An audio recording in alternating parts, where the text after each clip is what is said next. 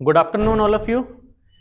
आज का हमारा टॉपिक है कंप्यूटर जनरेशंस। कंप्यूटर जनरेशंस क्या हैं? जनरेशन का मतलब क्या है कि जहां से कंप्यूटर की शुरुआत हुई वहां से जहां पे आज हम हैं उनको किस में डिवाइड किया गया? जनरेशंस में, या फिर हम कह सकते हैं उनको बोला जाता है जनरेशंस। हिंदी में जैसे बोलते हैं पीढ़ियां। ठीक है, तो आज हम उन्हीं कंप्यूटर की जनरेशंस के बारे में जानेंगे कि कंप्यूटर की कितनी जनरेशंस हैं और किस जनरेशन में क्या हुआ। ठीक है तो अगर हम बात करते हैं कंप्यूटर में हमारे पास 5 जनरेशंस हैं। कितनी जनरेशंस हैं? 5 जनरेशंस हैं। मींस कंप्यूटर में जो भी चेंजेस हुए या कंप्यूटर में जो भी डेवलपमेंट्स हुए या जो भी इनोवेशंस हुए उनको 5 जनरेशंस में डिवाइड किया गया। तो यहां पे हम बात करते हैं सबसे पहले कि जनरेशन ऑफ कंप्यूटर किसे बोला जाता है। अगर हम उसको प्रॉपरली डिफाइन करें तो किस तरह से करेंगे? The computer has evolve from a large sized simple calculating machine to a smaller but much more powerful machine. कि जो कंप्यूटर है वो जब शुरुआत हुई तो वो बहुत ही बड़े साइज में कंप्यूटर अवेलेबल थे और उस समय पे सिर्फ वो एक कैलकुलेटर की तरह काम कर पा रहे थे। मींस हम सिर्फ कैलकुलेशंस परफॉर्म कर पा रहे थे। और वहां से कहां तक पहुंच गए हम? Smaller but much more powerful machines. Means जब कंप्यूटर की शुरुआत हुई तब वो इतने पावरफुल कंप्यूटर्स नहीं थे, लेकिन आज एक बहुत ही पावरफुल मशीन है और वो मशीन हमारे सामने है कि वो किस तरह की कैलकुलेशंस कर सकती है, किस तरह के ऑपरेशंस परफॉर्म कर सकती है, क्या क्या फीचर्स आज के समय में अवेलेबल हैं। Fine. The evolution of the computer to the current state. Current state मतलब प्रेजेंट, कि हम प्रेजेंट में बात करें कि जहां से शुरुआत हुई वहां से प्रेजेंट स्टेट में आज जो कंप्यूटर है उसे हम क्या बोलते हैं? जनरेशन ऑफ कंप्यूटर बोलते हैं। उसे हम क्या बोलते हैं? जनरेशन ऑफ कंप्यूटर बोलते हैं। Each generation of computer is designed based on a new technological developments resulting in better, cheaper and smaller computers that are more powerful, faster and efficient than their predecessors. Change क्यों होता है? Change कैसे होता है कि technology में कुछ advancements आते हैं, कुछ नए डेवलपमेंट्स आते हैं, कुछ नए चेंजेस आते हैं और वो नए चेंजेस किस लिए होते हैं? फॉर द बेटर साइड, कि हम क्या है कुछ अच्छे की तरफ बढ़ते हैं। चाहे हम उसके कंप्यूटर की स्पीड की बात करें, चाहे कंप्यूटर के पावर की बात करें कि कितनी इंक्रीज हो गई है, या कंप्यूटर किस किस तरह की कैलकुलेशंस कर सकता है। ये सभी चीजें जो होती हैं वो क्या क्या बन जाती हैं हमारे लिए? जनरेशंस बन जाती हैं। जैसे हम कहते हैं ना घर पे कि हमारी पिछली जनरेशन ने ये किया, हम उसमें ये कर रहे हैं। बिजनेस भी क्या होता है? जनरेशंस में अगर हम डिवाइड करें कि पिछली जनरेशन ने बिजनेस में ये किया था, आज हम उसको क्या कर रहे हैं? सोशल मीडिया की हेल्प से और ज्यादा अपग्रेड कर रहे हैं। तो सोशल मीडिया भी क्या है? एक टेक्नोलॉजी है। समय के साथ चेंज हुआ और उस चेंज के साथ अगर हम आगे बढ़ेंगे तो डेफिनेटली हम कुछ बेटर कर पाएंगे। ठीक है, यहां पे नेक्स्ट अगर हम बात करें जनरेशन ऑफ कंप्यूटर्स की, तो मैंने आपको बताया है कि हम अभी तक जो भी एडवांसमेंट्स डेवलपमेंट्स हुई हैं उनको 5 जनरेशंस में डिवाइड किया गया है। कितनी जनरेशंस में डिवाइड किया गया है? 5। ठीक है, in the following subsections we will discuss the generation of computer in terms of technology used by them, that is the hardware and software. कि अभी हम डिस्कस क्या करेंगे? पहली जनरेशन से लेकर 5th जनरेशन तक हार्डवेयर में क्या चेंज हुआ और सॉफ्टवेयर में क्या चेंज हुआ है। ठीक है, देखो अगर हम फर्स्ट जनरेशन की बात करते हैं तो फर्स्ट जनरेशन में क्या था? मैंने आपको पिछली वीडियो में भी बताया था, पिछले लेक्चर में भी बताया था कि फर्स्ट जनरेशन में जो कंपोनेंट था वो कौन सा यूज किया गया था? Vacuum tubes. क्या यूज किए गए थे? वैक्यूम ट्यूब्स का यूज फर्स्ट जनरेशन में किया गया था। फाइन। वैक्यूम ट्यूब्स क्या थे? A sealed glass tube containing a near vacuum which allows the free passage of electric current। देखो कुछ इस तरह से नजर आता था, ठीक है। अगर हम बात करें तो कुछ इस तरह से जो है नजर आता था, इस तरह से। ये हमारा क्या है, वैक्यूम ट्यूब है। ये क्या है, वैक्यूम ट्यूब, ठीक है। अब देखो फर्स्ट जनरेशन में अगर हम बात करें तो और क्या क्या था, they were often enormous and taking up entire room. मतलब जो फर्स्ट जनरेशन कंप्यूटर थे उनका जो साइज था वो क्या था, लार्ज साइज था। टू बल्कि इन साइज, बहुत बड़े होते थे। इवन एक पूरे कमरे में एक ही कंप्यूटर आ पाता था, ठीक है। First generation computers relied on machine language. हमारे पास सिर्फ एक ही लैंग्वेज थी कंप्यूटर के साथ कम्युनिकेट करने के लिए, वो कौन सी लैंग्वेज थी, machine language. Machine language is only the language of 0 and 1, कि सिर्फ हम 0 और 1 में ही क्या कर सकते थे, कंप्यूटर को इनपुट दे सकते थे, और कंप्यूटर जो रिजल्ट्स प्रोड्यूस कर रहा था वो भी किस लैंग्वेज में था, मशीन लैंग्वेज में था। They were very expensive, definitely expensive तो होंगे ही उस टाइम पे, क्योंकि हार्डवेयर महंगा था तो ओवरऑल उसकी कॉस्ट क्या हो जाती थी, महंगी हो जाती थी। And in addition to using a great deal of electricity generated a lot of, देखो ये इसकी डिसएडवांटेज है फर्स्ट जनरेशन कंप्यूटर की, क्या कि ज्यादा इलेक्ट्रिसिटी कंज्यूम करेंगे तो क्या होगी, हीट प्रोड्यूस होगी, और हीट प्रोड्यूस होगी तो आपका सिस्टम क्या प्रॉपर्ली वर्क नहीं करेगा, ठीक है, प्रॉपर्ली वर्क नहीं करेगा। तो उस केस के लिए हमें क्या है, ये कंप्यूटर्स क्या थे, ये इसकी मेजर डिसएडवांटेज में आता है कि उस टाइम के कंप्यूटर्स क्या करते थे, ज्यादा हीट प्रोड्यूस करते थे, which was often the cause of male functions, defect और ब्रेकडाउन। ज्यादा हीट की वजह से या तो वो बंद हो जाते थे या फिर उनके काम में क्या आ जाती थी, प्रॉब्लम आ जाती थी। आज भी अगर आपका मोबाइल या आपका सिस्टम हीट हो जाता है, मींस ज्यादा हीट प्रोड्यूस कर रहा है, तो उसकी डेफिनेटली वो स्लो हो जाता है, स्लो हो जाएगा, उसका काम प्रॉपर नहीं हो पाता और वो एबनॉर्मल बिहेव करने लगता है। तो उस टाइम के सिस्टम्स थे ही इतने बड़े, इतने ज्यादा उसमें इलेक्ट्रिसिटी करंट की जरूरत पड़ती थी, इतने ज्यादा इलेक्ट्रिसिटी कंजप्शन था कि वो बहुत ज्यादा हीट प्रोड्यूस करते थे, और उस वजह से उनकी जो स्पीड थी वो क्या थी, बहुत ही स्लो थी। अब देखो एग्जाम्पल्स की बात करें फर्स्ट जनरेशन कंप्यूटर के, तो फर्स्ट जनरेशन में हमारे पास UNIVAC, ENIAC, EDVAC, IBM 701, IBM 650 computers are the examples of first generation computing devices. पहली जनरेशन में कौन कौन से डिवाइसेस आए थे, हमारे पास UNIVAC, ENIAC, EDVAC, IBM 701, IBM 650। इस पे ध्यान देना, इस पे क्वेश्चन कई बार पूछा जाता है कि इनमें से कौन सा एक फर्स्ट जनरेशन कंप्यूटर का एग्जाम्पल है, ठीक है। तो ये नाम आपको याद होने चाहिए, इनकी फुल फॉर्म्स के बारे में अभी हम डिस्कस करेंगे। And the batch processing was the mainly used in first generation. Batch processing क्या होती है,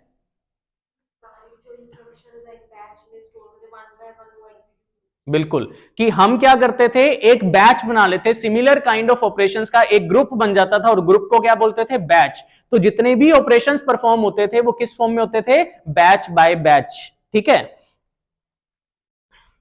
अब देखो ये है हमारे पास फुल फॉर्म्स, अभी हम डिस्कस करेंगे। The input method of these computers was machine language, जो मैंने आपको पहले से बता दिया, इसे हम क्या बोलते हैं, 1GL या फर्स्ट जनरेशन लैंग्वेज भी बोलते हैं। तो कई बार ऑप्शन में ये मिलता है, आपको पूछा जाता है कि फर्स्ट जनरेशन कंप्यूटर में कौन सी लैंग्वेज का यूज किया जाता था। कई बार वो मशीन लैंग्वेज नहीं लिखते, वहां पे लिख देते हैं फर्स्ट जनरेशन लैंग्वेज, या 1GL, 2GL, 3GL या 4GL। तो वहां पे जो आंसर होगा वो क्या होगा, आपका 1GL होगा, ठीक है। अब next thing, the physical method of using punch cards, paper tape and magnetic tape were used to enter data into these computers. Means data को इनपुट करवाने के लिए हम क्या यूज करते थे, फर्स्ट जनरेशन में पंच कार्ड्स का यूज करते थे। किसका यूज करते थे, punch cards, paper tape and magnetic tape, इनका यूज इनपुट एंड स्टोरेज के लिए किया जाता था। तो ये ध्यान रखने आपको पॉइंट सारे दिमाग में। अब हम बात करते हैं फुल फॉर्म्स की, तो देखो एनईएक की फुल फॉर्म क्या है, electronic numerical integrator and computer. EDVAC क्या है, electronic discrete variable automatic computer. EDSAC है electronic delay storage automatic computer, UNIVAC क्या है universal automatic computer, and IBM. IBM का नाम यहां पे क्यों आया? क्योंकि फर्स्ट जनरेशन कंप्यूटर्स में आईबीएम ने भी अपने कंप्यूटर्स लॉन्च किए थे, तो इसीलिए आईबीएम के बारे में हम पिछली बार भी डिस्कस कर चुके हैं कि आईबीएम क्या है, international business machine corporation. IBM का पुराना नाम क्या था? Tabulating machine company, tabulating machine company. ठीक है, ध्यान रखा करो, ये नाम भूला मत करो। अब देखो, अगर हम एडवांटेज की बात करें तो उस टाइम का सिर्फ और सिर्फ अवेलेबल इलेक्ट्रॉनिक डिवाइस था। सेकंड थिंग क्या था? First device to hold memory, जिसमें मेमोरी का यूज किया गया था, मींस आप कुछ भी स्टोर कर पा रहे थे। डिसएडवांटेज मैं आपको बता चुका हूं, साइज में बड़े थे, वैक्यूम ट्यूब्स बर्न फ्रीक्वेंटली, बहुत जल्दी बर्न हो जाती थी, बहुत ज्यादा हीट प्रोड्यूस करते थे, और मेंटेनेंस प्रॉब्लम भी रहती थी। मेंटेनेंस प्रॉब्लम क्यों रहती थी? क्योंकि डिवाइस बहुत बड़ा है, साइज बड़ा होने के कारण उसको मेंटेनेंस उसकी भी क्या रहती है, बहुत मुश्किल रहती है। तो मेंटेनेंस के बारे में भी आपको ध्यान रखना पड़ता था, और बहुत मुश्किल था मेंटेनेंस उस टाइम पे। ठीक है, अभी अपने को क्या समझ में आया फर्स्ट जनरेशन कंप्यूटर से? कि फर्स्ट जनरेशन कंप्यूटर का जो मेजर कंपोनेंट था वो क्या था? Vacuum tubes. लैंग्वेज कौन सी थी? मशीन लैंग्वेज या फर्स्ट जनरेशन लैंग्वेज, जिसे हम 1GLB बोलते हैं। प्रॉब्लम्स क्या थी? हीट ज्यादा प्रोड्यूस करते थे, तो जिसकी वजह से या तो वो ब्रेकडाउन की सिचुएशन में कंडीशन में चले जाते थे, या फिर उसकी स्पीड क्या हो जाती थी? बहुत ज्यादा स्लो हो जाती थी। ठीक है, तो ये मेनली जो पॉइंट्स हैं जो हमें याद रखने हैं। नाम हमने कौन कौन से लिए फर्स्ट जनरेशन में कंप्यूटर्स के? एनिएक, एडवेक, एडसेक, यूनिवेक, आईबीएम के कुछ सिस्टम्स वो क्या थे? फर्स्ट जनरेशन कंप्यूटर्स में अवेलेबल थे। अब बात करते हैं अपने सेकेंड जनरेशन कंप्यूटर्स की। सेकेंड जनरेशन कंप्यूटर्स के बारे में अगर हम बात करें तो 1956 से लेकर 1963 तक के कंप्यूटर्स को सेकेंड जनरेशन कंप्यूटर्स बोला जाता है। ठीक है, 1956 से 1963। फर्स्ट जनरेशन कब थी? 1940 से लेकर 1956 तक। कई जगह लिखा मिलेगा, कई जगह आपको 1942 टू 1955 लिखा हुआ मिलेगा, कई बुक्स में 1940 टू 1950 लिखा हुआ मिलेगा। ठीक है, इट डिपेंड्स कि आप अलग अलग बुक्स में अलग अलग इनका ड्यूरेशन दिया हुआ है। जनरली जो हम बात करते हैं वो 1940 से लेकर 1956 तक के कंप्यूटर्स को हम फर्स्ट जनरेशन कंप्यूटर्स बोलते हैं। सेकेंड जनरेशन 1956 से 1963 तक आई। अब देखो यहां पे क्या आया? ट्रांजिस्टर्स। यहां पे क्या आ गए थे कंपोनेंट में? ट्रांजिस्टर्स, जिसने किसको रिप्लेस कर दिया? वैक्यूम ट्यूब्स को। और ट्रांजिस्टर का जो साइज था वो वैक्यूम ट्यूब के कंपैरेटिवली बहुत छोटा था। अब देखो कि अगर एक कंप्यूटर में 18 से 20,000 वैक्यूम ट्यूब्स यूज हो रही थी, और अगर हम उनको ट्रांजिस्टर से रिप्लेस कर पाएंगे तो साइज क्या हो जाएगा? रिड्यूस हो जाएगा ओवरऑल। और साइज रिड्यूस करना क्या था उस टाइम पे? सबसे बड़ा चैलेंज था।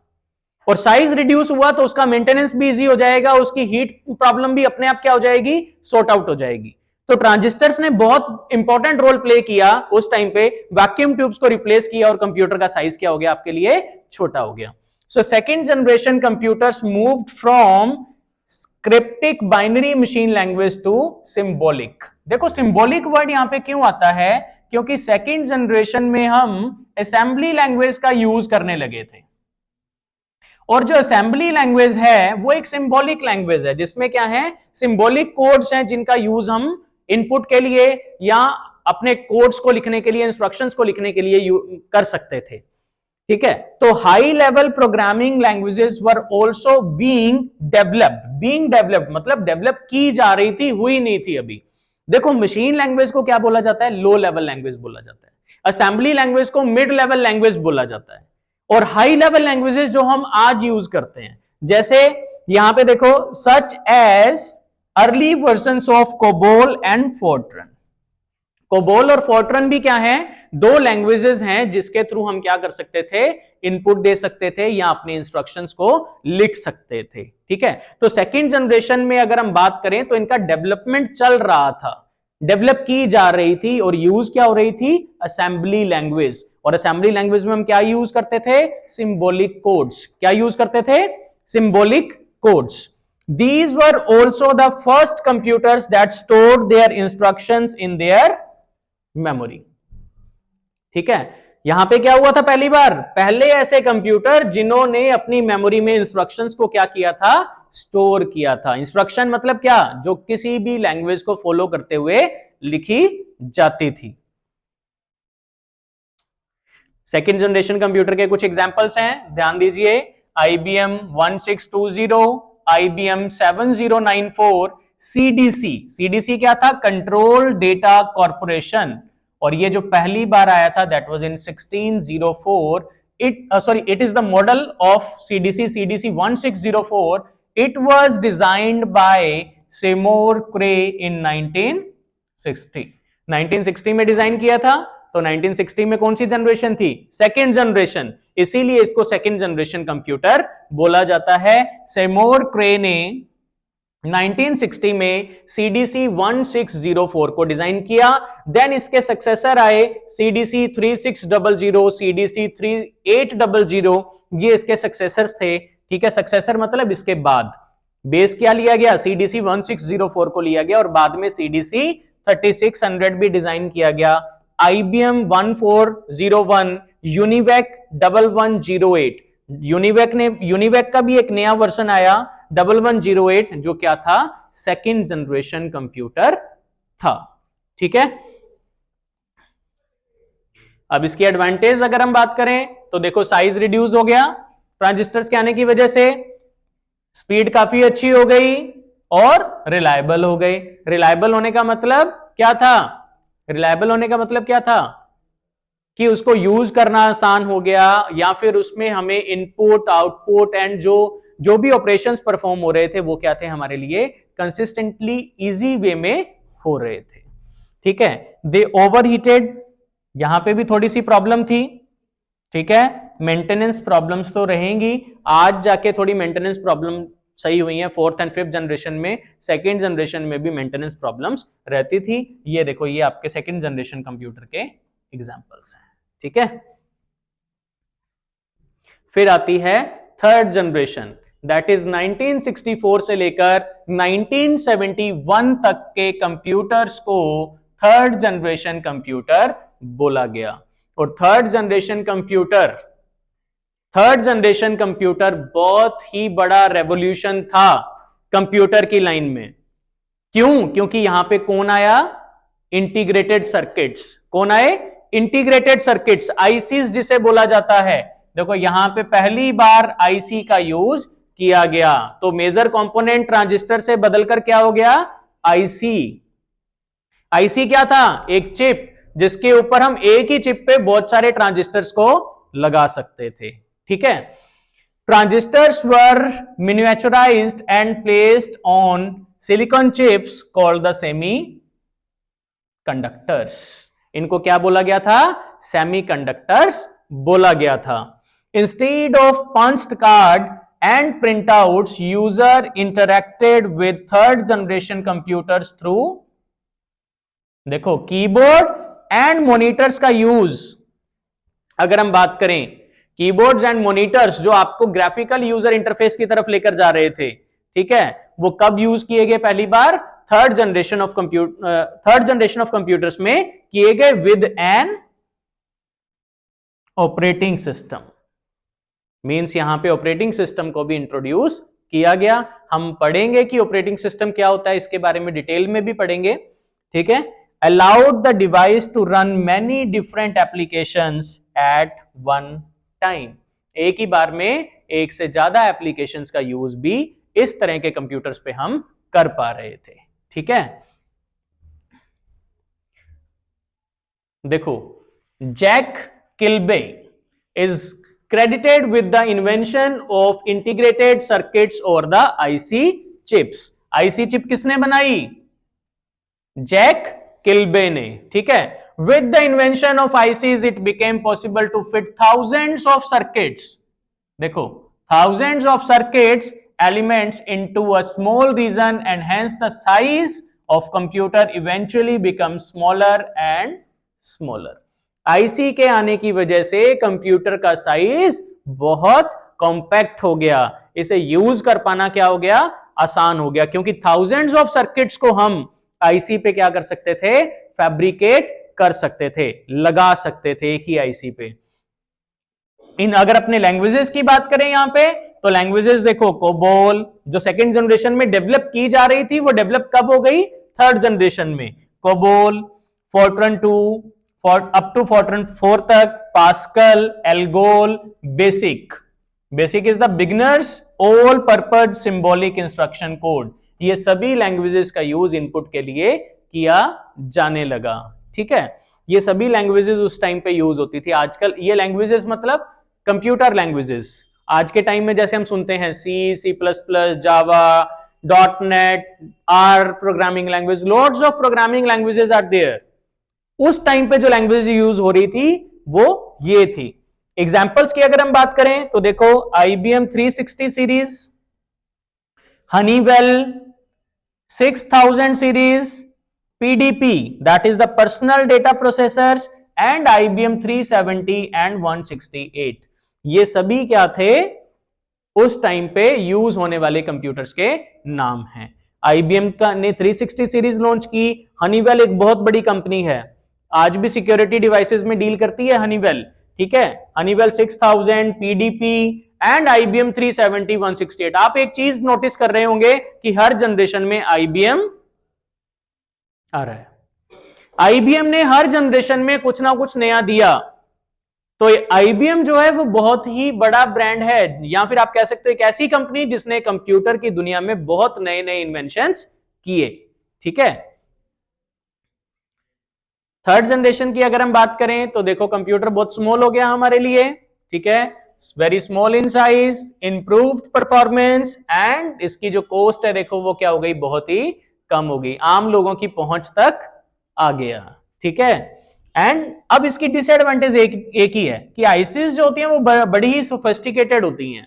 आईसीज क्या होती हैं, बड़ी सोफिस्टिकेटेड, मींस आपको इन्हें बहुत प्रॉपरली, बहुत ध्यान से मैनेज करना पड़ता है। ऐसा नहीं कि आईसी को कितनी भी पावर दे दी, या अपने पावर का ध्यान नहीं रख रहे, या फिर अपने कुछ कैसे भी यूज कर लें, ऐसा नहीं हो सकता है। आईसीज क्या होती हैं, बहुत ही एक तरह से नाजुक होती हैं। ठीक है, तो ये क्या होती हैं, आपके पास बहुत ही सोफिस्टिकेटेड होती हैं, तो आईसीज का ध्यान रखना बहुत जरूरी होता है, क्योंकि एक ही आईसी थाउजेंड्स ऑफ सर्किट्स को क्या कर रही है, मैनेज कर रही है। फाइन, नेक्स्ट हम बात करते हैं फोर्थ जनरेशन कंप्यूटर्स की।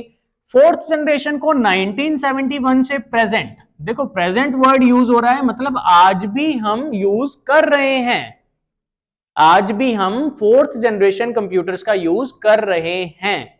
हमारे पास आज भी इन कंप्यूटर्स की अवेलेबिलिटी है, तो इसीलिए इसको बोलते हैं कि 1971 ऑनवर्ड्स जो कंप्यूटर्स आए वो क्या है, प्रेजेंट में भी यूज हो रहे हैं। कई जगह पे इसको आपको 1971 की जगह पे 1990 भी लिखा हुआ मिलेगा,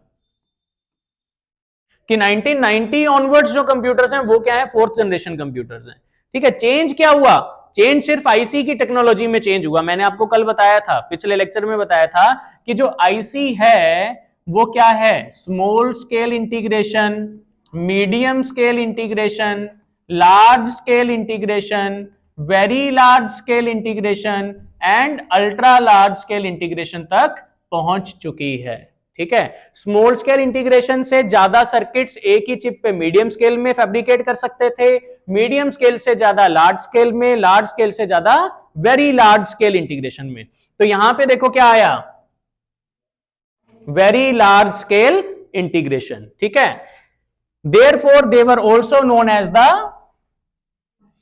पहली बार माइक्रो प्रोसेसर टर्म का यूज फोर्थ जनरेशन में किया गया। पहली बार माइक्रो प्रोसेसर टर्म का यूज कब किया गया था, फोर्थ जनरेशन में किया गया।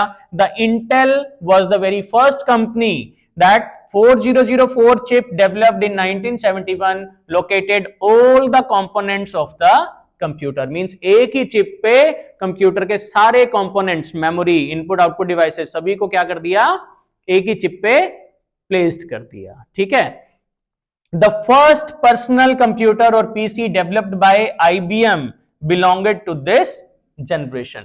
यहां पे पहली बार PC, personal computer term use की गई, जो किसने, पहला जो पर्सनल कंप्यूटर था वो किसने डिजाइन किया था, आईबीएम ने, ठीक है, देखो फिर से आईबीएम, है ना, from the central processing unit and memory to input output controls on a single chip.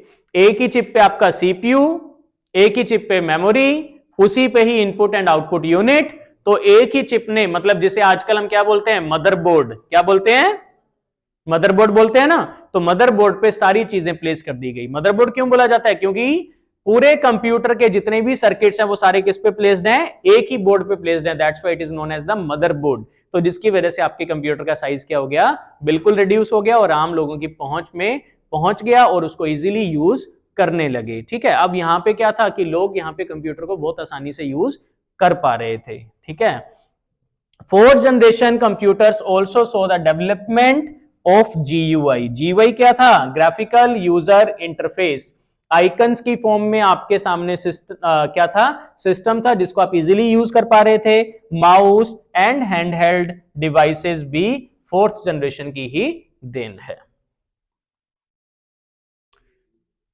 देखो, VLSI circuits had almost 5000 transistors on a very small, एक ही चिप पे 5000 ट्रांजिस्टर्स, बहुत बड़ी बात है ये। और इसी आप सोचो कि 5000 ट्रांजिस्टर अलग अलग आपको मैनेज करने पड़ रहे हैं और आप एक ही चिप पे 5000 ट्रांजिस्टर लगा पा रहे हो, तो किसका साइज रिड्यूस होगा, जब अपने एक ही चिप पे यूज करेंगे। ठीक है, तो एग्जांपल्स आर, फोर्थ जनरेशन की बात करें तो स्टार 100, क्रे XMP जो कि हमारा क्या था, सुपर कंप्यूटर। ठीक है, DEC10, PDP-11, क्रे 1। देखो क्रे क्या है, Cray incorporation a subsidiary of Hewlett Packard, जिसे शॉर्ट में बोलते हैं HP। HP के लैपटॉप्स यूज करते हैं ना आज भी हम, तो HP ने क्या किया था, क्रे क्या है, एक सब्सिडियरी है किसकी, HP की, और HP ने क्या दिया, क्रे 1 दिया। ठीक है, क्रे दिया, क्रे क्या था, super computer, very powerful computer जो क्या कर सकता है, बहुत ज्यादा calculations, means billions of instructions क्या कर सकता है, प्रोसेस कर सकता है। ठीक है, is an American super computer manufacturer, कौन है ये, Cray incorporation, headquartered in Seattle Washington. ठीक है, वॉशिंगटन में इसका हेडक्वार्टर्स है, और जिसने क्या दिया था हमें, फर्स्ट सुपर कंप्यूटर दिया था। This generation of computer had the first super computers that could perform many calculations accurately. Super computer के बारे में भी हम डिटेल में और पढ़ेंगे आगे चल के कि सुपर कंप्यूटर क्या क्या कर सकता है और कौन कौन से सुपर कंप्यूटर्स आज मार्केट में अवेलेबल हैं, उन सबके बारे में डिस्कस करेंगे। अब यहां पे देखो लैंग्वेजेस की बात करें तो C language, C++, C+ and then C++, DBase were the input for these computers. इन लैंग्वेजेस में क्या था, यूज किया गया था। ठीक है, तो ये अपनी क्या है, 4 जनरेशंस हैं।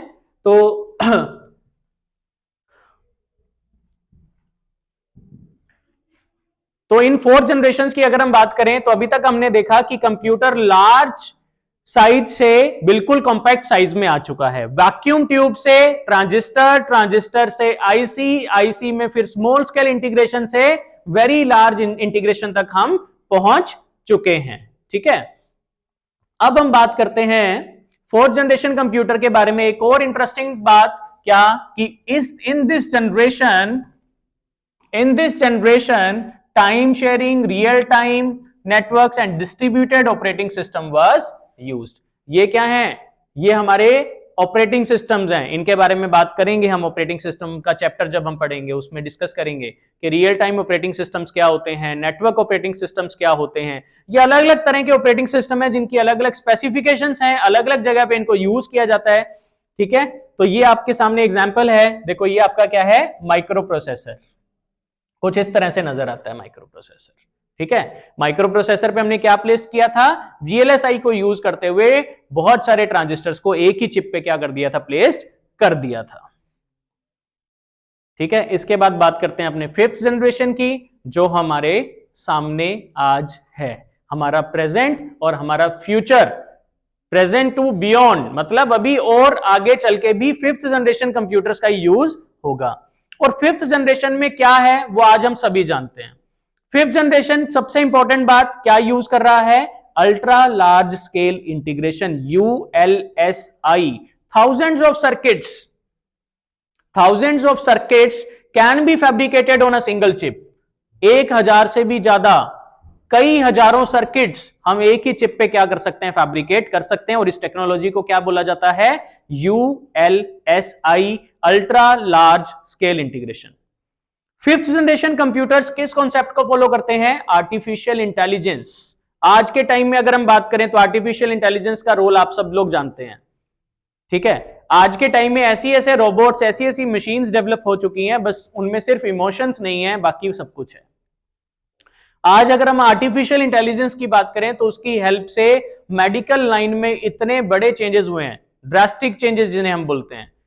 आज एक रोबोट क्या कर सकता है, सर्जरी कर सकता है, ठीक है। रोबोट क्या कर सकते हैं, मेजर सर्जरीज, जैसे कैंसर के ट्रीटमेंट में जो सर्जरीज हो रही हैं, ऑर्गन ट्रांसप्लांट्स हो रहे हैं, वो सब एक रोबोट कर सकता है। और वो किसकी देन है, आर्टिफिशियल इंटेलिजेंस की। आर्टिफिशियल इंटेलिजेंस क्या है, कि एक मशीन को इंसान की तरह डिजाइन करना, कि जैसे इंसान सोचता है, जैसे इंसान काम करता है, उसी तरह से वो मशीन काम कर पाए।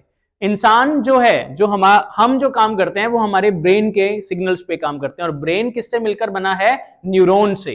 किनसे मिलकर बना है, तो आर्टिफिशियल इंटेलिजेंस में भी क्या किया जाता है, न्यूरल नेटवर्क्स को यूज किया जाता है, और न्यूरल नेटवर्क्स की हेल्प से ही सर्किट्स डिजाइन किए जाते हैं, ठीक है। तो यहां पे अगर हम देखें, ये मैं आपको बता चुका हूं कि अल्ट्रा लार्ज स्केल इंटीग्रेशन का यूज हुआ है, आर्टिफिशियल इंटेलिजेंस पे बेस्ड है, आर स्टिल इन डेवलपमेंट। अभी भी ये क्या है, डेवलपमेंट चालू है, अभी भी डेवलपमेंट हो रहा है। Though there are some application such as voice recognition. आज के टाइम में इतनी पावरफुल मशीन्स हैं कि वो एक नेचुरल लैंग्वेज को भी समझ सकती हैं। नेचुरल लैंग्वेज मतलब ह्यूमंस लैंग्वेज। देखते हैं ना कि आज हमारे पास ऐसे डिवाइसेस हैं जो इनपुट क्या ले रहे हैं, हमारी नेचुरल लैंग्वेज में, जैसे एलेक्सा, सीरी, ओके गूगल, है ना, एग्जांपल्स आएंगे। तो ये सब किस पे बेस्ड हैं, एआई बेस्ड हैं, ठीक है। The use of parallel processing and super conductors is helping to make artificial intelligence a reality. Means artificial intelligence काफी हद तक अब रियलिटी में हमारे सामने आ चुका है। The goal of fifth generation computing is to develop devices such that responds to natural language. देखो जो मैं बात कर रहा था, नेचुरल लैंग्वेज कौन सी होती है, ह्यूमन लैंग्वेज, जिसे हम क्या बोलते हैं, human language, and are capable of learning and self organization. आज ऐसी मशीन्स हैं जो खुद से सीख सकती हैं, जिसे हम क्या बोलते हैं, machine learning. Machine learning is also a branch of artificial intelligence.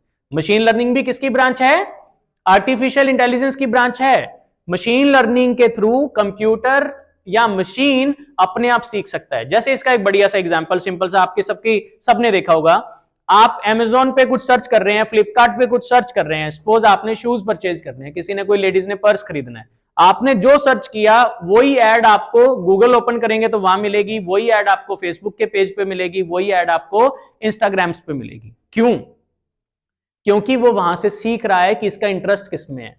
आपका Amazon के होम पेज पे आपको शूज की वैरायटी नजर आएगी कि ये शूज अवेलेबल है, इस रेट में अवेलेबल है, तो ये क्या है, इट्स द मशीन लर्निंग, ठीक है। मशीन लर्निंग दो तरह की होती है, supervise machine learning and unsupervise machine learning. ये भी हम आगे के लेक्चर्स में डिस्कस करेंगे।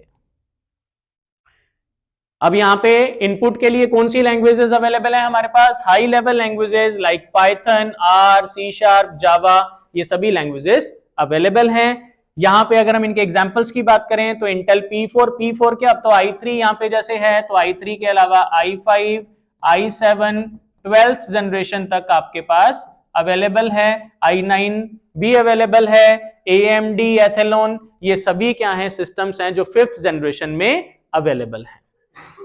इनपुट आउटपुट डिवाइसेस की अगर हम बात करें 5th जनरेशन में, तो keyboard, monitor, mouse, track pads, जिसे हम टच पैड भी बोलते हैं, touch screen, pen, speech input. देखो अभी हम पढ़ रहे हैं, ये सारा क्या है, 5th जनरेशन की कमाल है। ये भी क्या है, 5th जनरेशन का ही डिवाइस है, जो क्या कर रहा है, आपको टच स्क्रीन को यूज करने की फैसिलिटी प्रोवाइड कर रहा है। इट्स कॉल्ड द स्टाइलस, इसको क्या बोलते हैं, स्टाइलस बोलते हैं। तो ये भी कहां पे आया, 5th जनरेशन में, और बहुत कुछ देखने वाले हैं हम लोग, बहुत ज्यादा डेवलपमेंट्स चल रहे हैं। ठीक है, तो यहां तक था अपना 5th जनरेशन ऑफ कंप्यूटर्स तक, जिसमें हमने बात की वैक्यूम ट्यूब से लेकर आईसी तक, और आईसी में स्मॉल स्केल इंटीग्रेशन से लेकर अल्ट्रा लार्ज स्केल इंटीग्रेशन तक। समझ में आ गया सभी को?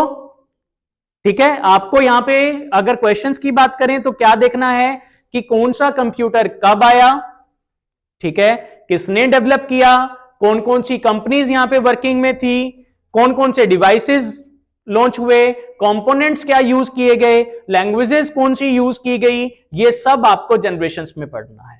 ठीक है, अब यहां पे चलो आपको टेस्ट कर लेते हैं थोड़ा सा। The language used in ENIAC, ENIAC में कौन सी लैंग्वेज यूज की गई थी? First generation language. क्यों? क्योंकि आए फर्स्ट जनरेशन में था, तो यहां पे क्या यूज हुआ? 1GL। Fine. Which among these will have VLSI?